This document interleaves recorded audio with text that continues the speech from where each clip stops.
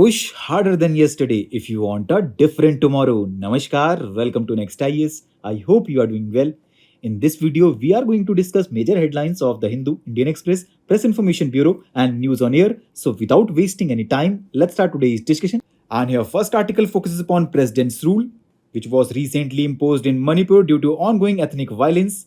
After receiving a report from Governor Ajay Kumar Bhalla, the governor confirmed that the state government could not function in accordance with the Constitution of India, and the proclamation was made under the Article 356 of the Constitution, which states that a proclamation of President's rule must be presented to both houses of Parliament, and it will automatically end after 2 months unless both houses pass resolutions to approve its continuation. Here, you must know that President's rule in a state can be imposed for 6 months at a time for a maximum duration of 3 years. Next article is related to Sagar Islands, which is now experiencing severe climate change impacts.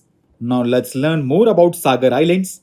So friends, it is also known as Ganga Sagar and it is located in the Ganges Delta on the continental shelf of the Bay of Bengal. It consists of 43 villages and it is separated from Mahisani Island by the river Muriganga Batala. Here you must know that it is a significant religious site for Hindus, especially during the Makar Sankranti festival where pilgrims honor the sun, and Kapil Muni temple on the island is a major pilgrimage center. And friends, Ganga Sagar Mela is held at Sagar Island. It is a major religious event attracting millions of pilgrims. Next article talks about Democratic Republic of Congo.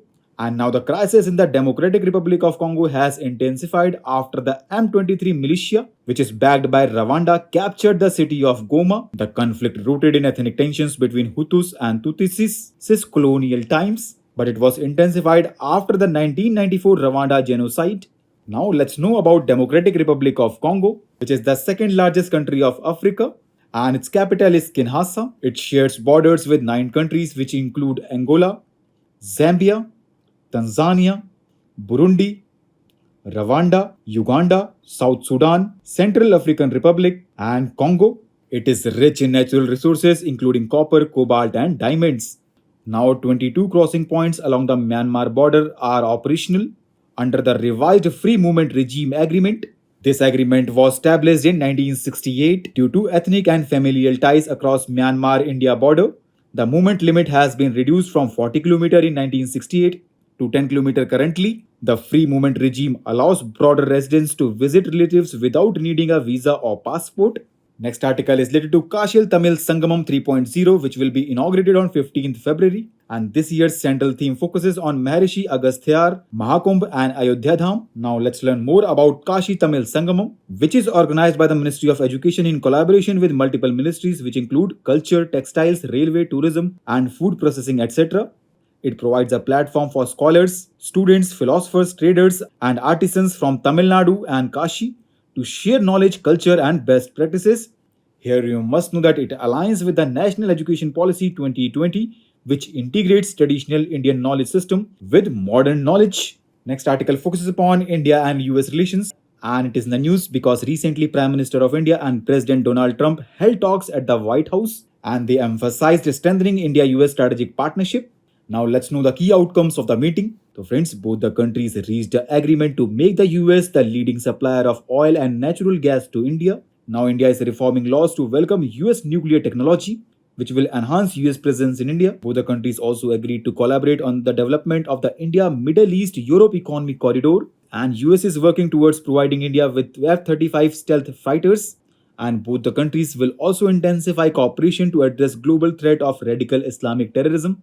Next article talks about Devolution Index Report 2024, which was recently released by Minister of State for Panchayat Raj in New Delhi. This report evaluates panchayats on 6 key dimensions, which include framework, functions, finances, functionaries, capacity building, and accountability. It highlights the progress of decentralization across states and union territories, and this report aims to strengthen cooperative federalism, improve local self-governance, and help state adopt best practices. Now, the next and last headline focuses upon India-France relations, and it is in the news because recently Prime Minister of India visited France at the invitation of France President. The visit included co-chairing the Artificial Intelligence Action Summit, and discussions were held on strengthening bilateral ties across various sectors including defense, science, and technology. Both the leaders outlined a roadmap to deepen India-France cooperation, especially in AI, defense, space, and environmental sustainability. And key highlights included launching the India France Year of Innovation, enhancing defense collaboration, and working together on the India Middle East Europe Economic Corridor. They also discussed increased cultural exchanges, education, and people to people ties with an emphasis on youth mobility and joint development in areas such as healthcare and digital technologies. So, with this, let's conclude today's discussion. Thanks for listening, and for regular updates, you can follow us on various social media platforms.